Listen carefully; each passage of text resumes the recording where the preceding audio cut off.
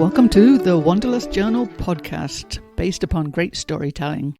We'll be sharing adventures, recommendations, and tips for the aspiring writer. I'm your host, Sarah Leamy. I am a wanderer since I was a teenager, hitching across France. I usually travel alone with dogs and in various vehicles. I'm the author of Van Life, Bring a Chainsaw, and numerous others. And I have a master's degree in writing and publishing, so you are in good hands today. If you'd like to hear more, simply subscribe, stick around, and we'll take you around the world.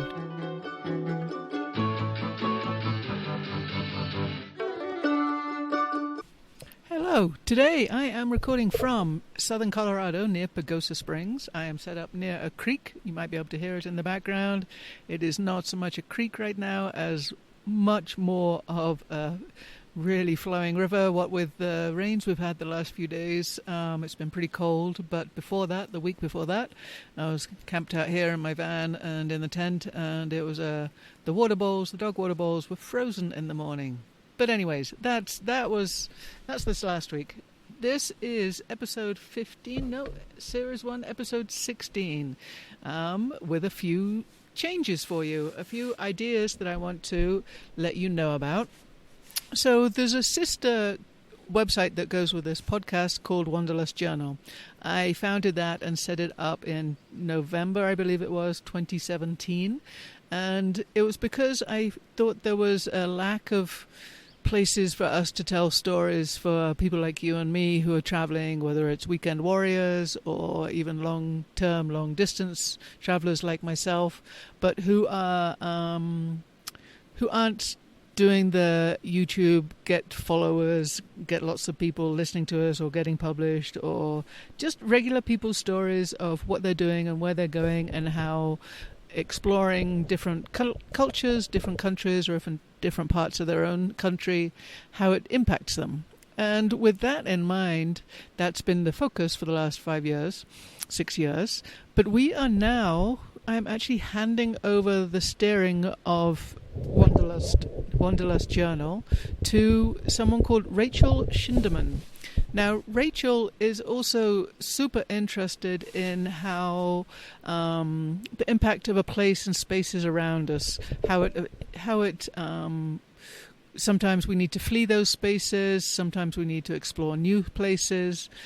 She really wants to continue the work I've done so far, I and others. It's not just been myself, although it is right now.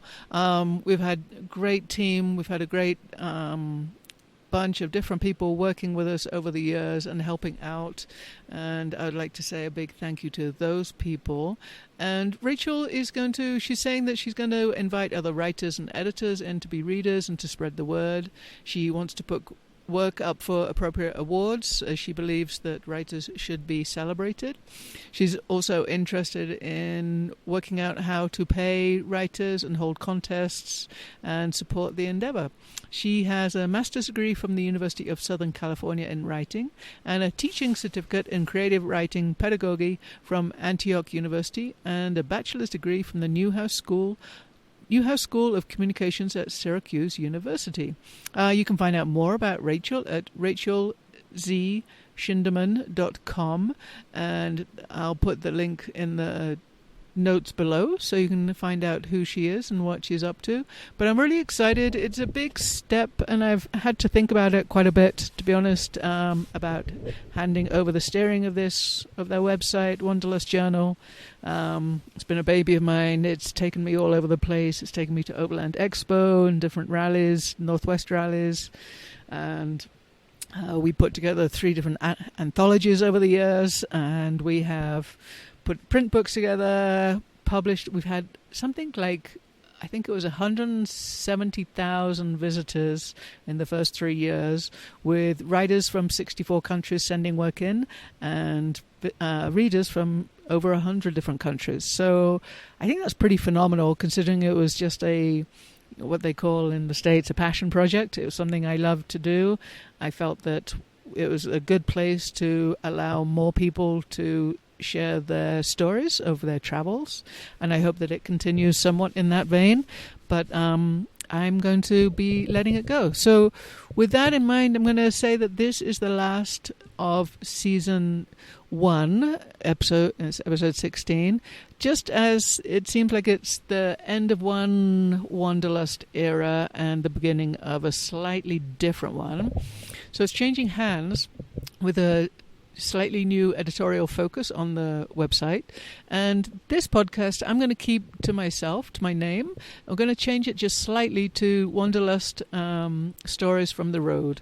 And we'll be mixing excerpts from travelers like you, the travel stories, books, blogs, talking about gear that I really like, events that I'm going to or that I recommend, as well as some of my own travel notes. And so going forward, I'd have to say that it's going to have a lot more personal anecdotes, as well as reading from other people's travel blogs and books. And also, I'll probably each time, rather than picking excerpts from wanderlustjournal.com, the original Wanderlust for me anyways, I will be reading from whatever I happen to be reading at that time or I've discovered. For example, right now I am in southern Colorado, like I mentioned. I'm near Pagosa Springs.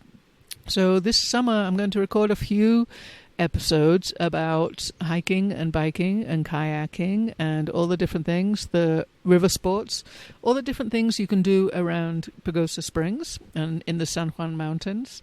I'll talk about different trails we can go on. I'll be doing some myself with my dog Billy.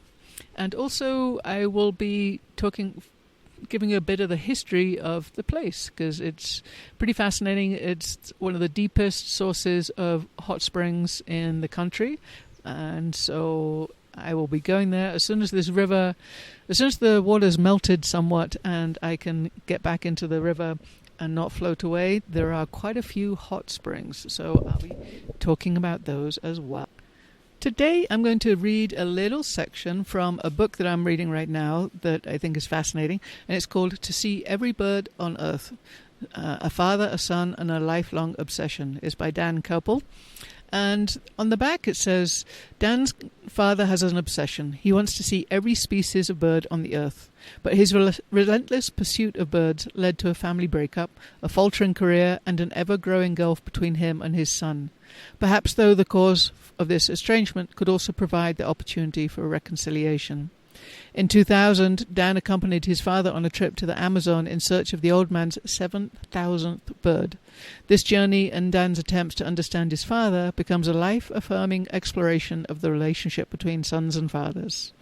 And for me, there's that, but there's also the level of description and the wonderful sense of scenes and taking us into these different moments of his memories, his father's memories, as well as he's also, which I also like in memoirs especially, is there's always a question, and he's asking, his question is, who is my father? Who is my father? What's driving my father? And this is it's a beautiful portrait, a very touching portrait of his father and his obsession, basically. So I'm just going to read a little section from the chapter called A New Continent. My brother and I are curled into our sleeping bags, suspended above the front seats of the VW van. The rough canvas hammock that holds us is moist, made wet by condensation dripping off the vehicle's sheet metal roof above us. The day before, we'd driven south from Heidelberg, moving along France's Mediterranean coastline, until we reached the swampy Camagüey region along the delta of the Rhone River, where the sea is kept in check by sandy embankments. We set up camp on the sand. The brackish lagoons and marshes of Camagüey fascinated me. What we experienced there was the beginning of my own love of the outdoors. I wrote a report on the area when I was a little older, noting the place's desolate beauty that is famous for the resident guardians, a sort of provincial cowboy, and that is his home to some of the world's most aggressive mosquitoes. The Rhone Delta is France's most bird-rich spot. Over 400 species are found here, with another 150 possible as strays and accidentals. When we visited, the area was still unpreserved, with parts as wild and open as in medieval times. My parents had been to the Camagüey once earlier, during Dad's first European spring migration. with new birds in prolific quantities, as they travelled along the French, Catalan and Spanish coastline. Dad's life tally had increased by 69 species that trip. But this trip, like everything my parents did together in Europe, for better or worse, was more than birds. My father gets excited when he talks about seeing Neanderthal cave paintings in Basque Country and watching Spain's top matador, the legendary El Cordobés, fight a bull in Seville. For once, the mix of birds and everything else just seemed about right. The couple continued to Gibraltar, where Dad stopped for a try to a few new species in Cadiz near the mouth of the river. This is another legendary European birding spot, a place where serious listers pick up vagrant African species, easy to spot amongst the area's most common birds, the thousands of flamingos that feed on the brine shrimp that live in the delta, the pinkish crustaceans that are what give the birds their traditional coloration. Dad quickly added the Egyptian vulture, a bird frequently seen as a carving on sarcophagi. I can never really say that. An endangered species is less ennobled by its habitat of eating dung rather than carrion. The culinary behavior turned out to be a way for the bird to consume essential carotenoids, which give the species its orange color. And the madly colored purple galunil, paint-splattered blue, purple and green, with a red and yellow bill. Combined with its Chaplin-esque waddle, you've got a highly memorable species. Even Mum recalls it, although she remembers it wishing they'd stayed a little long to actually observe it. Mum's memories of that first trip to South Europe are pleasant, and she was able to see the true advantage of travelling with a birder. We don't stick to the traditional routes, she recalls. By definition, we had to go off the beaten track. They spent days wandering through gypsy towns where old women worshipped black madonnas and camping on wind-swept beaches where wild horses ran. He'd be out watching, Mum says, and I'd be out wandering. The arrangement was acceptable, but I had to ask, didn't either of them ever think they could bird together? Birding couples are famous. Sandra Fisher and Michael Lambert were a British pair who saw over 7,000 birds together. Several others have recently joined the 6,000 club. Dad says Mum wasn't interested. Mum's view is a little more introspective. I didn't have my own binoculars, she says, but I don't fault him for not asking me if I wanted to watch. I just didn't know how to relate to birds, and he didn't know how to relate them to me. Even so, the trip was successful enough that a few months later my parents repeated the journey with Jim and me. By then, both seemed preoccupied by the uncertainty of their future. I'm not sure what role that distraction played in our poor choice of a camping spot, but I remember being awakened, terrified, by pounding on the camper's windshield before dawn. Thump! Thump! I opened my eyes and saw a face pressed against the glass, obscured by the foggy dew that had condensed inside the van overnight. I wiped the mist away from the big curving windshield and saw that some of the haze was outside, as if we were in a cloud bank. Then suddenly the face became clear. An old woman, panicked. Thump! La mer! La mer! I didn't understand what she was talking about, even if I'd known the translation of the word she was saying. I was half asleep and wouldn't have comprehended. But as I slid down and opened the passenger side door, she said it again, and that's when I noticed that the car was half a foot of water. The ocean was rising. By this time, Mum was awake and she was shouting at Dad. He rose too, and the old woman repeated her warning. All of a sudden there was a frenzy of activity. It was high tide, and one of the levees had overflowed. Dad quickly tossed the nearly soaking camping gear into the back. By this time Jim and I were terrified, and we huddled with Mum as Dad started the engine and turned the van around, and we skidded away. So there you go. That's a little excerpt from To See Every Bird on Earth by Dan Couple, a father, a son, and a lifelong obsession. And I thought it was appropriate for here, for southern Colorado, for the San Juan Mountains, because when I was here last summer, probably around this time, a bit later, maybe June, this is now May when I'm recording this, I met a couple, and their thing for traveling was, they always had a focus, and their focus was that every county they went to in the States, they would look for a different number of birds. So say in Hillsdale County, they looked for and found 11 birds. The next county they would go to, Archuleta, for example, they would look for 13 birds, and so on. And so once they satisfied their numeric goal, they would then move on to another county. And I guess they were retired because they just kept doing that. And that was their thing. And that gave them a focus every day. And it gave them a reason to get out and walk. And as it said in this book, to get off the beaten track and to take a different way of relating to nature. So I just love that as one way that some people explore the world around them. And so there you go. That was Dan Couples. And lastly for today, I am going to give you a little piece. It's from 1989. It's called The States, 1989, in my early 20s. How far can I go? The diesel engine rumbles behind me as I adjust the red and grey rucksack on sweaty shoulders, unused to such July humidity. New York City, day number 1. It's too bright for my blue eyes and I squint. An empty sidewalk leads to a park, if I can call this patch of littered concrete a destination. There are 3 wooden benches with a single busker playing a shining brass horn, surrounded by bags of clothes, newspapers, bedding. He nods. A moment of relative quiet brings me closer, and I sit with a grunt, bone weary after the 2 flights, 2 trains, and 1 bus from my hometown. I made it. I'm here. I collapse onto that bench and gulp in the fumes and soak up the heat under my feet, happy beyond words. So that's all I'm going to give you for today. But that is from a book called Stay by me, by Sarah Leamy. And it comes out May 21st, 2023. So by the time you listen to this, it will have just come out. And it's basically about me how and why I left England.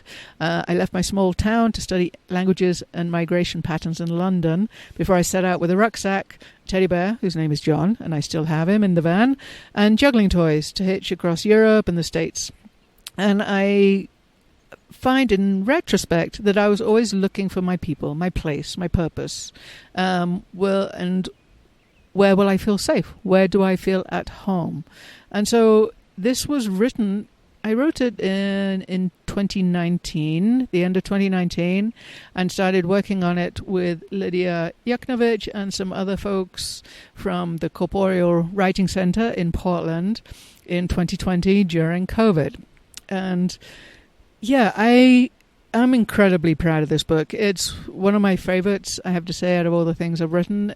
It's a memoir.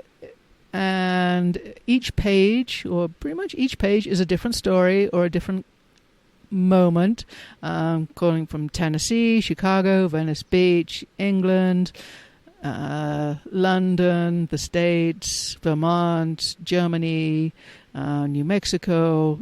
There's lots of Spain. There's lots of in and out of all of these different places and different experiences I had. And it's like a puzzle. It is, if you're used to reading linear chronological books, you might have a hard time with this because you're going to have to pay attention. It's a puzzle and all the pieces come together. They build up resonance and they build up relevance. And there are photos, cartoons, links to articles, links to music even. And yeah, so that is Stay. It seems appropriate for this podcast. Stay by Sarah Leamy, and it is put out by Madville Publishing, and I would like to give a big thanks to Monica Prince, Nance Van Winkle, David Deutsch, and Lydia Yuknovich, and all the people that have helped me with my writing over the years. And also the Red Hen. They gave us, Stay received an honourable mention from Red Hen Press for their 2020 Quill Prose Award. So I think this is a good book. I'm really proud of it. It's unusual, it's different, and yes, it's travel related and memoir related, and I think you'll enjoy it. So that's all we have for today, and that's all we have for this season. Next season we'll have a slightly different focus. It will be a little more personal anecdotes from my own trips, as well as reading from other people's blogs, recommending books, reading from whatever travel book I'm into at that moment, letting you know about books, gear, event, and if you have any suggestions, let me know. Thanks for listening. Take care. Bye. If you'd like to find out more about either Wanderlust Journal or myself and my books, you'll find the links in the episode notes below. That's sarahleamy.com and wanderlust-journal.com. It's all completely free. If you're interested in supporting the Wanderlust Journal and keeping it free for everyone who wants to publish, read, or hear these travel stories, there is also a link to the Buy Me a Coffee page below.